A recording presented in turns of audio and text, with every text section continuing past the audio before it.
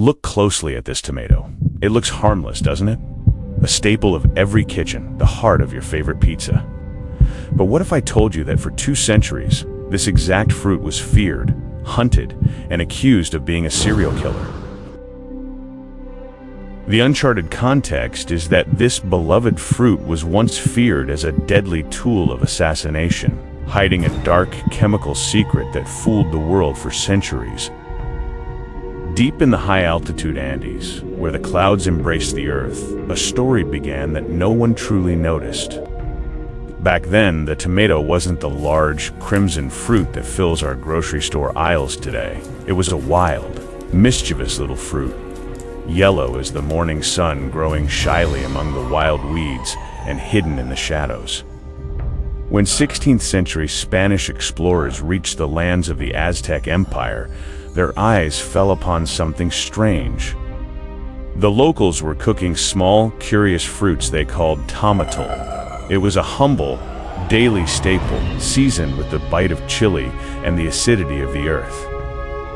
The Spanish brought these seeds across the ocean as exotic spoils of war, never realizing they were carrying something that would soon become history's most accused and controversial character: the curse of the nightshade.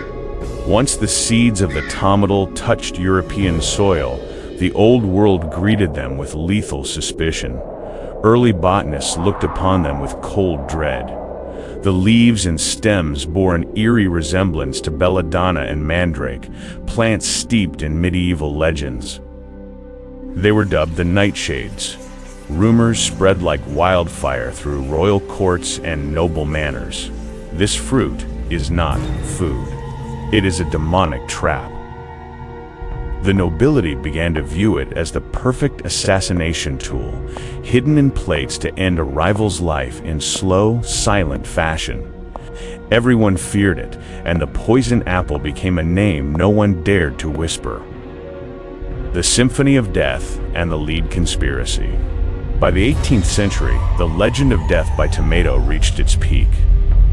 European nobles and the wealthy were dropping dead after lavish feasts featuring tomato-based sauces. But here is the uncharted context, the truth that history books almost forgot. The tomato was never the killer. The killer was the dinnerware. The wealthy served their food on plates made of pewter, a high-lead alloy. Because the tomato is a highly acidic fruit, it acted as a chemical solvent, leaching lead from the plates and infusing it into the meal. The aristocrats were literally eating lead poison with every bite, while the poor, who ate from humble wooden bowls, remained perfectly fine, secretly savoring the delicious fruit for centuries. Years passed and the fear persisted, even in the New World. In 1820, in Salem, New Jersey, a man named Robert Gibbon Johnson decided it was time to end the madness. A crowd gathered in the square, their faces pale with terror, watching as Robert stood before them with a basket full of ripe, red tomatoes. The people screamed, warning him, "Robert, don't do it. You'll be dead before you swallow it." But Robert, with unshakable confidence, picked up one fruit after another and began to eat them amidst a deathly silence. The crowd held its breath, waiting for him to fall, waiting for the legend to claim its next victim. But Robert wiped his mouth with a triumphant smile, declaring to the world that the poison apple was never anything but a gift of life. From the forbidden to the throne. Today, the tomato stands at the peak of the global food pyramid. It is the soul of Italian pasta, the heart of the pizza that unites the world, and the iconic companion to every quick meal.